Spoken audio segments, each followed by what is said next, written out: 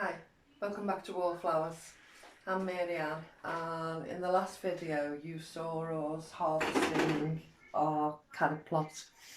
So, as I discussed in the video, it's on a shallow patio. It's on a patio, but it's in a shallow bed. So, as I always rant and rave about, using recycling as often as you can, but there's a thin line of using recycling and then having your house bogged down with a load of recycling that you can't use. If you can't use it, you have to let it go. You have to find someone who can use it, or you have to just let it go. You can't just let things pile up, and I've done it myself over and over again. I'll use that, and I end up with a collection of a load of plastic bottles that I can't reuse, and use a number of them. I use sauce bottles, vinegar bottles, things like that. But you've got to make sure you've got a plan for things before you keep things in recycling.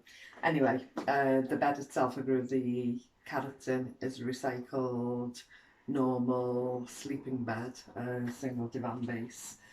The harvest we got yesterday was the best harvest we've had. So I think we got just over 1.5 kilos. Possibly just under, what was it, 1.7, so just over 1.5 kilos.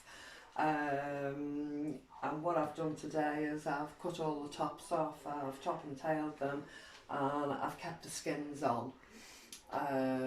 So basically, that has a little tiny wisp, but there's little hairy bits, thin roots. You just rub them off and clean the skins up. So some of mine, I've used the bigger ones now, but some of mine are quite chunky. So I'm just cutting them in half like I have with this one, and then I'm doing them as thick slices, and I'm just putting them into the jars. The raw, I haven't cooked them. Excuse me. I haven't cooked them, and I'm just cutting them into thick slices and filling as many jars as I can. So I'm trying to put the bigger ones in and mix them in with some smaller ones along the way. Now, I discussed yesterday, I've had some mishaps with canning, and the only thing I can put it down to is when you get confused with what lids to put back on the jars, what lids, because a few will fit different jars, but you've got to get the exact right one. Because I use recycling jars, and I can't afford, I don't think any of us in the UK can afford the excess amount of Kilner jars, ball jars, professional American canning jars. It just the right, the price goes through the roof. So this is perfect for me. So what I've done today is, out of all my recycled jars, this happens to be the Home Pride one, but I've just gone for the same lids for the same jars, hoping that I've got a higher odds that I shouldn't have any faults of putting the wrong lid on the wrong jar. I hope all that makes sense, because I know it sounds like I'm waffling, but you know, it's an awful lot of work you've gone to if you've actually grown the food, spent cash out to buy the food, you've prepped it, you've got it all ready, you've paid to put your canner on and use the fuel to use the canner, and then the seal doesn't work, you know, or something goes wrong. So as I've said in the past, always check that the white seal is clean, there's no damage to it, and you're ready to go. So I've got 8 of these jars set out, and I'm just literally topping them up. Now what I've decided to do today is, as I have had some mishaps with the carrots being canned, there are other methods of canning, as we've discussed previously. We can, and we've done it for centuries, in jam in the oven. You know, we've always done it. We reheat them seals, and it vacuum seals, and we can put it on the shelf, and it lasts us through the winter. You can actually do that. There are videos on YouTube under the heading of dry canning. So basically you can put your flour in these jars and bake it in the oven, and it vacuum seals it. But when you come to do that, there are things like silica bags needed, food grade silica bags. So the silica bags will prevent the moisture. And there's another one. Help me out, Mr. Wallflowers. What's the other bag called? One's for the moisture and one's for the vacuum. Keeps the air out. So if you're dry canning, it's best to look into those as well. And that literally means Oxygen absorbers. Oxygen absorbers. Thank you, Mr. Wallflowers. So those two would be needed, and I'm looking into that to purchase them at a good deal myself at the moment. I can find silica sachets, food grade, at a reasonably good price, places like Amazon, etc. But I'm struggling to find oxygen absorbers at a decent rate that I want to buy. Obviously when you're starting off, we want to buy things 50 or less, 100 or less, you know. We don't want to go and bulk buy thousands of these things that we don't know. Are we sure of what we're using, or, you know, whatever. So do things little by little.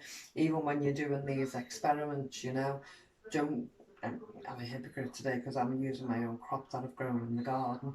But initially when you start, just use something that you're able to lose.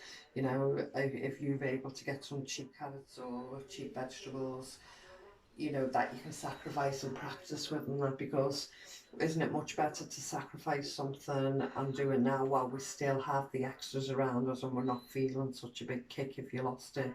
So way down the line here, when we might find ourselves unable to shop because we haven't got a COVID passport or whatever the extenuating circumstances might be. If we can't shop or the food isn't in the shops for us to shop it, what do? You know, so you can't experiment with everything then, because it's crucial, because you need every bite you've got. So start doing a little bit of experimenting now, see what you can store, hold in the cupboard. So that's where we're going today. One canning is to chop these carrots up with water to an inch above the rim. And then to that I would add salt, put the top on and put it in the canning. Now there's another version I'd like to investigate it today, and it's still called raw packing, but in this instance you're dry packing it as well. So basically I'm not going to add water to half of the jars. I'm literally going to put the same amount of salt in it as I would the jar with the water. I'm going to put a pat of butter in with this, and I'm going to dry pack half the carrots, and I'm going to water can the rest of the carrots. I won't be able to tell you the results today. I will have to take them out, put them on the shelf, see if there's any deterioration over a week, and then I'll come back and I'll do a return video on this to see if there is any difference, to see if one's better than the other, and take it from there. And I'm hoping they should all be successful seals, because as I say, I've chosen the same jars with the same lids. So that's where we're going today. So as I say, I'm slicing up the carrots in thicker chunks, and I'm just filling the jars. So I'll just carry on filling these jars and I'll come back to you. Okay, so I've filled all the jars, and as I said, I've split them into two sets of three. So I've filled these first two with water. I'm going to fill that third one with water just up to the neck. And that's leaving it an inch from the rim. So as I say, I'm not putting any water in these. So I'm going to put 1/4 spoon of salt in all 6 of them.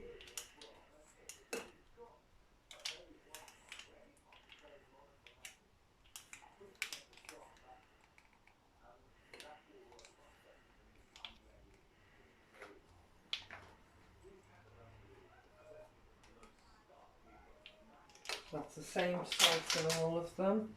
And these ones with water, I'm going to put a pat of butter in each. So these are just when I've gone out with friends and had something to eat out with friends, and there's been extra butter. Instead of throwing it away, I've brought it home And yes, they're a nuisance if they're in the fridge or they're hanging around, but you've just got to remember, if there's something that just calls for a pat of butter or that size of butter, it's perfect. So I'm putting that one in the top of there.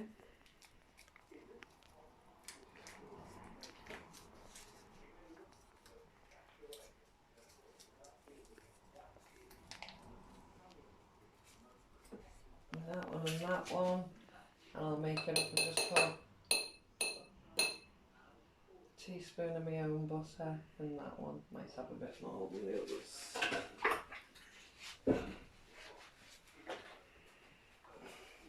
So what I'm going to do now is I'm going to put the top on the ones with no water. Give it a good shake to make sure the salt is going around between the carrots. I know when it cans the butter will drip down, so that should be okay.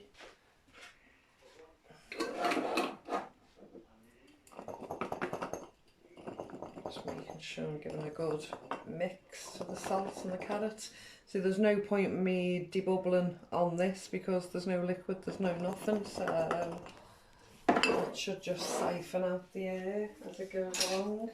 Because sometimes with canning, when you use the liquid ones, they can siphon out and you can end up with liquid down here, but it doesn't mean any of the food's not okay. You can still eat it because it's still absorbing the water from the food. There's a lot to canning, and I'm hoping to learn as much as I can because it seems great. So as I say, we debubble, so we're taking the knife down right to the end, or your debubbling stick, whatever you try to use, and you can see there's gaps, so just try and make sure that those gaps aren't just air, because if they're just air and they fill those gaps, they'll decay your food quickly, or even make it unfit to eat. So as I said before, you don't want to do all this work and then waste it on the jar not being sealed, or you haven't debubbled it and there's bacteria in it. When you need this stuff, you want it to be there and you want it to be good and filling.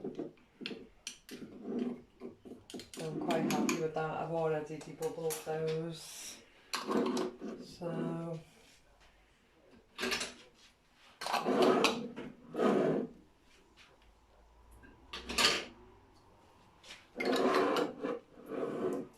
there. And they'll be cold packed, so they're all in cold jars. The vegetables themselves are cold, and when I turn the canner on, the water in the canner will be cold.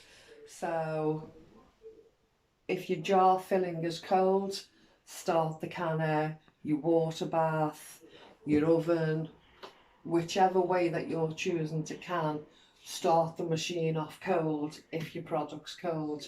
If you're making jam or you're making something that's hot based, you've made a sauce or you made a meal, heat the jar up, put the hot food in the jar and heat the oven, the canner, the water bath first, and then you've got everything in alignment.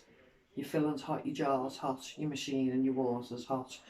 Your filling's cold, your jar's cold, your machine, your water's cold. It makes sense.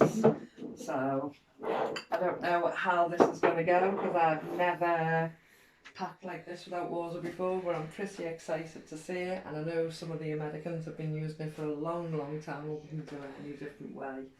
So they'll go in. I'm looking to do them about 80 for 60, and I think that should be sufficient, but trial and error and we'll see. Now as promised, I will return on this video and do part 2 in a week's time. I'll open them both and we'll go from there, unless either of them go bad before then. I'll keep it and show you. Okay, thanks for joining me today and I'll see you soon. Bye bye.